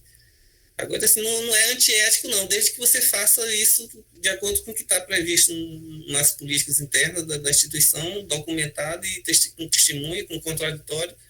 Não vejo maiores problemas, não. O ruim o que é inadmissível é um contato individual, não documentado e fora assim, dos padrões normais de condução da coisa pública, né? E ainda citando exemplos, por exemplo, eu vi vários casos, né, você coloca mesmo na norma lá, de olha, você pode pagar um almoço, pode pagar um jantar numa reunião de negócio, você pode receber um brinde, por exemplo, na época da Copa do Mundo das Olimpíadas, né, a CGU estabeleceu lá junto com a Presidência da República, né, alguns padrões lá que deviam ser seguidos com relação ao recebimento de ingressos, né, participação dos eventos. Então, tudo isso tem que estar documentado. Né? Não pode ser simplesmente esperar pela boa-fé, não. Por exemplo, vamos citar um caso aqui particular aqui da universidade. A gente fez uma avaliação da COPES, né? Inclusive, a gente pediu apoio pessoal da computação para analisar os sistemas da COPES, e a avaliação final da gente foi que os sistemas são muito vulneráveis, são frágeis, né? Inclusive, esse relatório a gente mostrou para o professor Imaté antes da homologação do concurso, sob suspeita de ocorrência de fraude. Eu digo, professor, a gente não avaliou ocorrência de fraude, até eu acredito que não deva ter ocorrido fraude, Agora, que tudo lá permite a possibilidade de ocorrência de uma fraude, permite. Os sistemas são altamente frágeis, né? Os acessos, assim, o fato que você tem uma dependência muito grande de uma pessoa só, de um técnico só. Então, o fato de que você não tem um banco de questões, sabe? Às vezes um professor é contratado para elaborar logo um bloco de questões, então você põe na mão de uma pessoa 25% da prova como um todo, né? Obviamente que não são só concursos, mas são aquela de proficiência e outros testes que a universidade fazia. Então, quer dizer, há muita coisa que possa ser aperfeiçoada, né, do ponto de vista normativo, e não se depender exclusivamente do comportamento ético-moral da pessoa, né? Que é o que eu colocava com relação à COPES. Eu digo, professor, assim, a garantia que a gente tem são as pessoas. Então, as pessoas que estão lá, por exemplo, são elas que garantem a segurança do processo. Não são os mecanismos que foram criados, né? Eu digo só que a gente não pode depender das pessoas, que as pessoas saem e depois vem outra e uma segunda ou terceira que vem pode não ser tão comprometida quanto a que estava anteriormente. Então, o que é importante? É você institucionalizar em normas, em padrões, né, como as coisas devem ocorrer. Então, são isso que os procedimentos de integridade, assim como os de controle interno, tem que disciplinar, tem que estar um pouco normatizado. Os pagamentos, o processo de investigação interna, no nosso caso, é tudo normatizado, né, que é a própria Lei 812, as sanções que devem ser aplicadas também. Mas no setor privado, por exemplo, isso é menos comum, né? E aí, o quarto pilar, que vocês aí estão nota 10, estão de parabéns, é o treinamento, a periódica e comunicação sobre o programa, né, sobre transparência. Isso não só, eu digo assim, orienta, mas sensibiliza, né, as pessoas para o tema, né, para a questão da integridade e da governança, né, e para a mudança de comportamento, né. As pessoas passam a entender que existe um mecanismo, né, e que os dirigentes estão comprometidos, os colegas estão comprometidos, então isso tem um efeito multiplicador e de compartilhamento muito, muito importante, né? E a questão do monitoramento. Então, além de instituir um programa, né? Isso é tudo encadeado, tem que ter um desenho do programa, os procedimentos têm que ser adotados, tem que ter um procedimento de avaliação de risco, de comunicação, de autoavaliação e monitoramento. Então, praticamente você está criando uma unidade, eu digo assim, se não uma unidade, mas procedimentos inteiramente novos que não se faziam. Por exemplo, eu sei que as universidades já tem um histórico de avaliação muito, muito grande, né? De autoavaliação e de avaliação externa. Né? Então, esse é mais um mecanismo que entra para avaliação do plano de ação, dos riscos. A gente sabe que os riscos são transitórios, né? Agora, mesmo com esse período de chuva, a gente está sujeito a um nível de risco grande, de equipamentos, de curto-circuito, de sobrecarga, né? Curto-circuito provocado por uma sobrecarga de energia. Então, tudo tem que ser considerado. A gente sabe o risco de pessoas, por exemplo, como o evento aqui produzido pela gestão de pessoas, né? Projeto de gestão de pessoas. Por exemplo, no setor corporativo, se fala muito em avaliar eu digo assim, o risco que a pessoa está do ponto de vista da gestão até financeira do seu rendimento, né? Se ela está passando por dificuldade ou não, uma pessoa que está passando por dificuldade, ela pode mais facilmente trocar de emprego, né? Ela pode mais facilmente se envolver num comportamento ilícito. Então, quer dizer, risco relacionado a pessoas, a rotatividade, a perda, ele está no radar também das grandes corporações, né? Então, elas não querem perder, isso é capital, né? Então, não querem perder capital intelectual, capital intangível, em função de problemas que estão relacionados a uma perspectiva que, em geral, a gente não está preocupado. Eu vou contar um caso aqui bem particular. Tive um colega na CGU que a esposa teve um problema grave de saúde, e eu dispensei do trabalho por minha conta e risco essa pessoa por 30 dias. Eu digo, não, pode ir lá cuidar dessa esposa. Eu dou um jeito aqui. Eu estava na chefia lá, então eu tinha uma certa discricionalidade em tomar algumas decisões, assim, mesmo eu sabendo que era irregular, mas eu garanti, né, porque era um problema sério. Aí liberei a pessoa, né? E, para minha assim, surpresa, alguns meses depois, a minha substituta precisou dessa pessoa e a pessoa disse que não ia fazer porque nunca a CGU tinha feito nada por ela. Eu digo, mas rapaz. Aí, assim, ilustrando meio os dois lados, né? Por exemplo, uma antecipação minha em ver que a pessoa estava passando por uma dificuldade, portanto, me antecipei e, e assim, propiciei a essa pessoa uma oportunidade que normalmente a legislação não contemplava, né? Pelo menos com manutenção de remuneração e tudo. E, ao mesmo tempo, a decepção em que isso não tenha recebido o devido reconhecimento por parte da pessoa que se beneficiou, né? Eu digo, não, deixa para lá, isso faz parte dizendo para minha substituta lá, né? Faz parte da vida de qualquer gestor, de qualquer organização, né? Então, a gente, assim, mas assim, é importante que a gente tenha, enquanto gestor e enquanto política interna, essa preocupação de estar lidando, por exemplo, não só com a questão do clima organizacional mais geral, mas em alguma medida também entender, estar atento a determinadas dificuldades, né, momentâneas que alguns dos colegas da gente possam estar passando e demanda intervenção dos níveis hierárquicos superiores, né? Isso é relevante. Então, voltando aqui, monitoramento contínuo, procedimentos que assegurem a pronta interrupção da irregularidade, né? Se elas estiverem ocorrendo, então tem que ter mecanismos adequados para que se interrompa, né? Usando aqui mais um exemplo aqui, né? Eu tive uma colega também lá na CGU que teve problema psiquiátrico muito sério e que passou a agredir as pessoas, e aí eu procurei assessoramento jurídico e técnico da CGU, e um dos assessoramentos lá que eu recebi foi que impedisse a pessoa de entrar. Eu digo, eu não posso impedir uma pessoa de entrar num órgão público. Como é que eu vou fazer isso?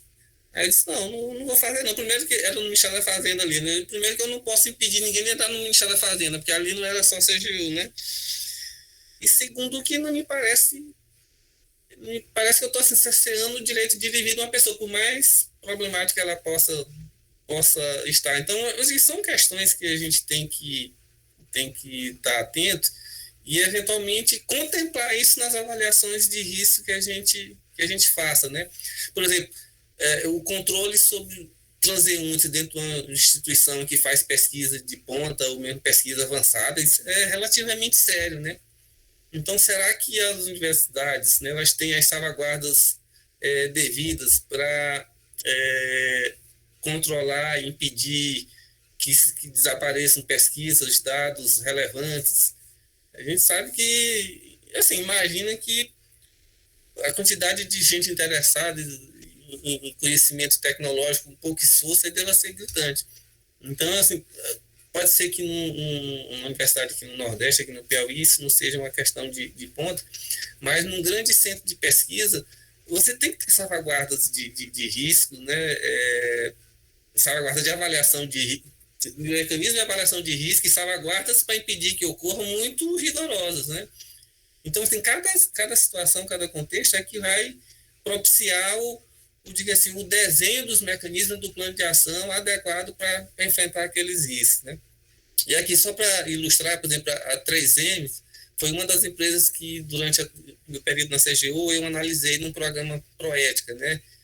E é uma empresa realmente muito bem estruturada, com um código de ética. Eles têm, olha lá, a página institucional com tudo, o código de ética deles e de conduta em mais de 20 idiomas, né? Todos os países em que eles atuam, então, tudo com tradução, com recebimento formal e treinamentos realizados, a maioria à distância. Então, é uma estrutura assim, realmente limpa. Eu aprendi muito analisando o programa de compliance deles lá para obterem o selo de empresa ética, né, conferido pela CGU. Essa foi uma experiência muito interessante, mostrando assim, o quanto que algumas instituições estavam realmente à frente desse processo de instituição de programas de compliance e de integridade, envolvimento assim, da alta direção, como a gente está vendo aqui, professor Natanael aqui na participação, e outros membros pró-reitores e da alta administração, diretores.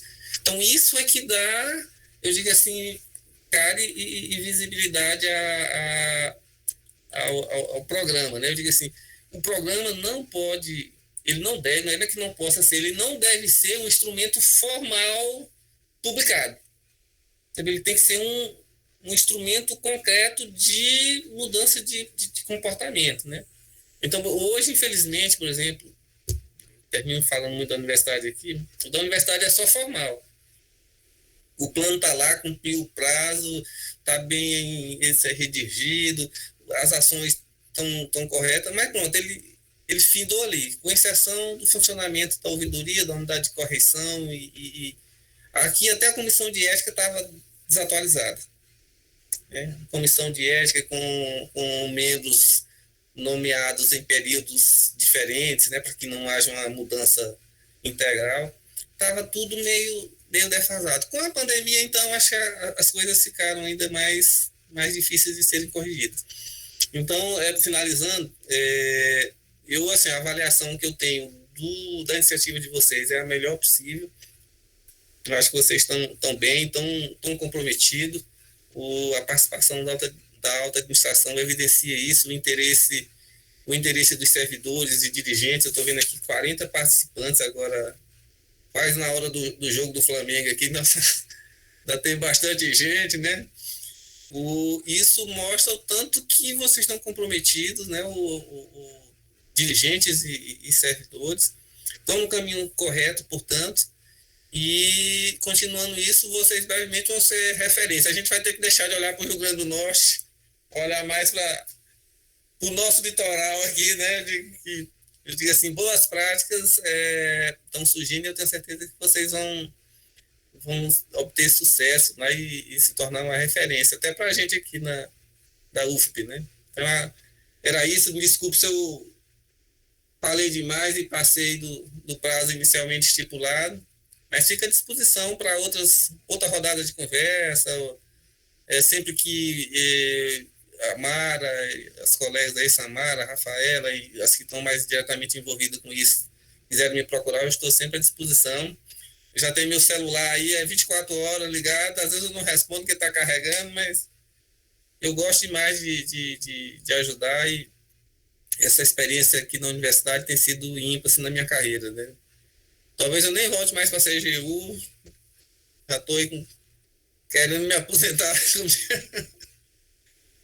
E eu estou com um pedido justamente de avaliação de conflito de interesse, porque a minha ideia é começar a tornar essa atividade uma atividade profissional também, de treinamento e estava falando com a Mara aí de treinamento. Tem uma demanda grande para o treinamento nessa área de investigação de fraude, de compliance mesmo. A nova lei de licitações e contratos está exigindo que as empresas que contratem com a administração pública tenham seus programas de integridade. Então, eu digo assim, até um mercado que está se abrindo aí para os eventuais interessados, né? E, assim, eu temo que muitos deles vão ser programas de prateleira lá, criados para atender a legislação e tem um pouco efetividade que diga respeito realmente ao combate às fraudes, as questões mais diretas relacionadas a risco. Se eles funcionarem pelo menos para os demais riscos ambientais, corporativos, trabalhistas, fiscais e de pessoas, já vai ser um avanço grande, né?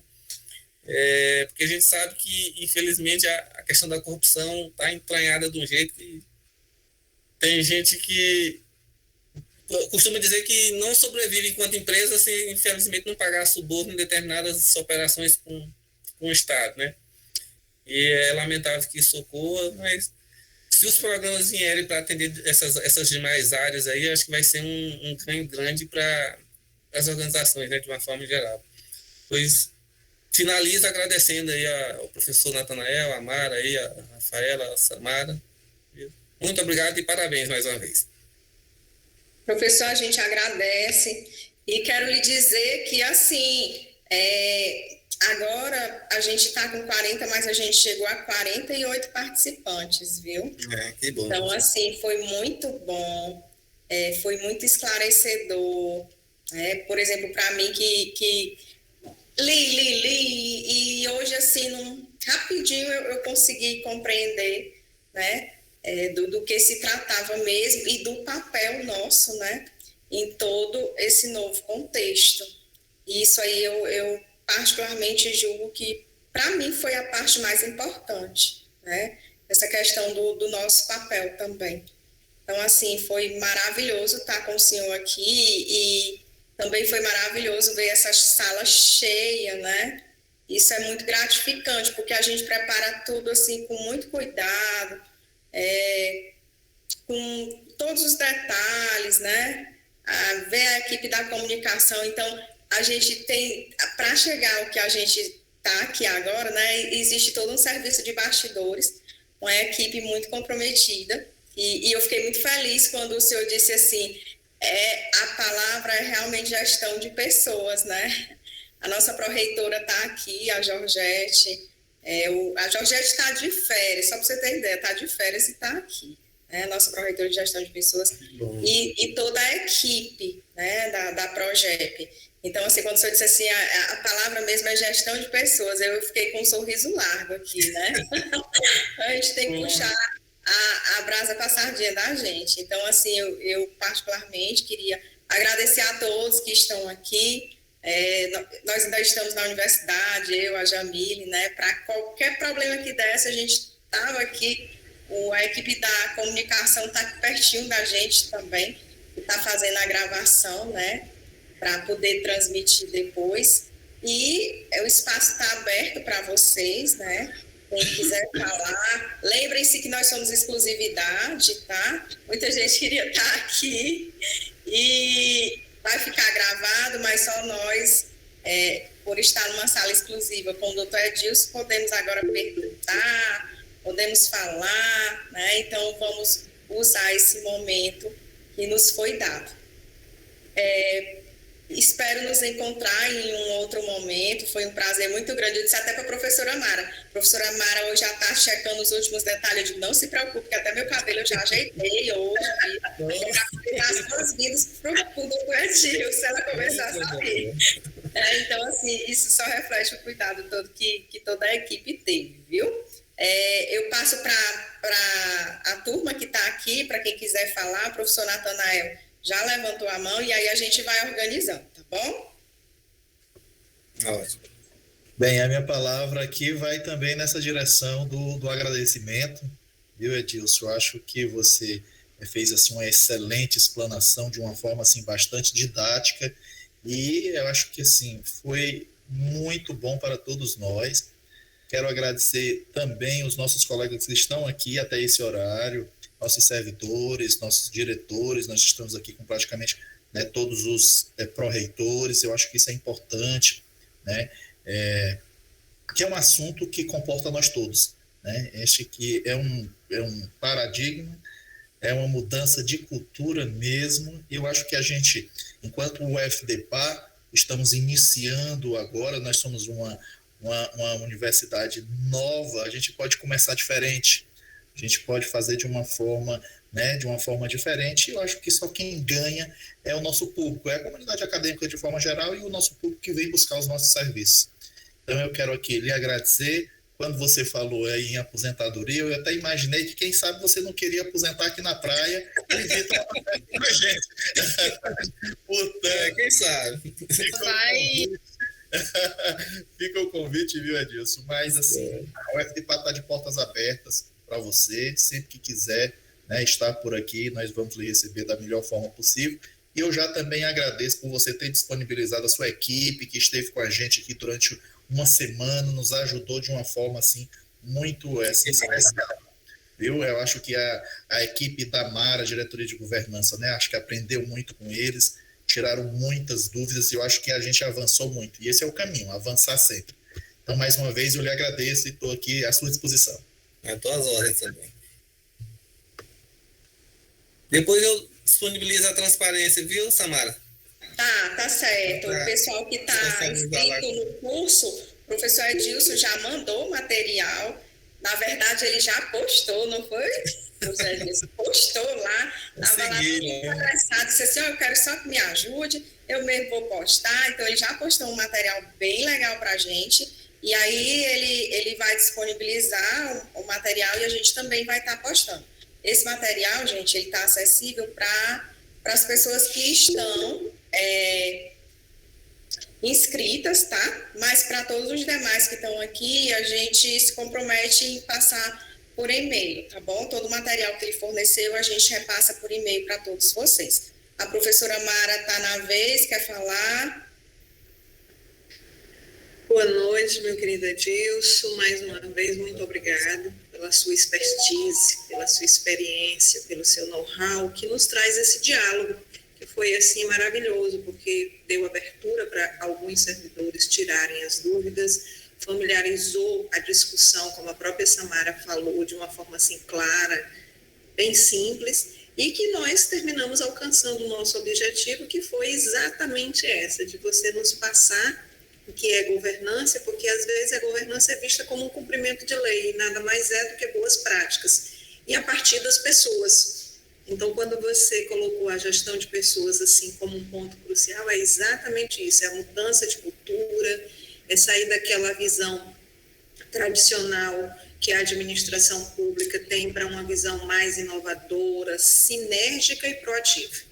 E é nessas 3 vertentes que está o nosso trabalho. Como você viu, a nossa equipe está comprometida. Então, nós vamos com certeza lhe incomodar de novo, lhe convidar para um outro diálogo, já para aprofundar essas diretrizes e vamos dizer assim, esses princípios que o plano integrador lhe pede. E, diante de tudo, lhe agradecer. Muito obrigada mesmo, em nome da equipe e em nome da UFDPA como um todo. Tá. Obrigada. Todas as ordens, quando precisarem, viu? Ok. Uma satisfação grande participar disso com vocês e ter meu apoio e minha admiração, viu, professor Natanael, aí pelo esforço, viu? Parabéns. Parabéns. E assim, Samara, podemos encerrar nossas... A Georgette está querendo falar também. Isso, Georgette, que mesmo de férias está aqui. Vai lá, Georgette. Boa noite, doutor Edilson. Boa noite. Minhas férias acabaram coincidindo aí com o período que você estava aqui com a gente, né, na UFDPA. Queria muito tê-lo conhecido pessoalmente, mas não faltaram oportunidades, né? Seu celular está à disposição, pois fique sabendo que vai tocar, viu? Com o meu não, estou à disposição. Para tirar aí algumas dúvidas. Mas foi uma satisfação muito grande tê-lo conosco essa noite. Realmente, como o professor Natanael disse, a sua palestra foi muito didática. Você falou de maneira clara, de maneira simples, que deu para alcançar, eu acredito, todas as pessoas, até quem não tem, digamos assim, muito convívio com essa parte da administração pública, pessoas de outras áreas, né, que, como a Samara disse, ela leu, mas ela acabou clareando as ideias realmente depois que o senhor começou a falar e começou a explicar. Ela é enfermeira, é de uma outra área, assim, bem diferente, e aí isso foi bastante importante. Estou muito feliz também por poder ter participado tão ativamente desse momento que é tão importante para a universidade, né? É a partir daqui que nós estamos lançando nossas bases e bases sólidas para que a gente possa crescer e realmente ser referência, como o senhor disse. É isso que nós queremos, ser referência, né, em tudo que a gente fizer na universidade, porque nós estamos aqui como servidores públicos realmente para dar nosso melhor, para servir a nossa comunidade, tanto interna como externa. Obrigada e boa noite. Boa noite. Parabéns a vocês todos. Mais alguém quer falar, gente? Não, acho que todos já falaram. Pois, pessoal, tenhamos todos uma boa noite. Obrigado pela participação de todos. Doutor Edilson, eu já tenho o WhatsApp dele, viu, professora Mara? Já ficamos amigos no WhatsApp. Então, a gente vai trocar ainda algumas conversas, né? Próxima vez que eu for a passeio, eu faço uma visita para vocês aí. Pois bem, estamos aguardando. Bem-vindo. Pois uma boa noite a todos. E para os participantes do curso, lembrar de estar dando uma olhada no cronograma, mas a gente vai conversando, né, através da plataforma, tá bom? Isso. Tchau, tchau. Boa noite, gente. Obrigado por ter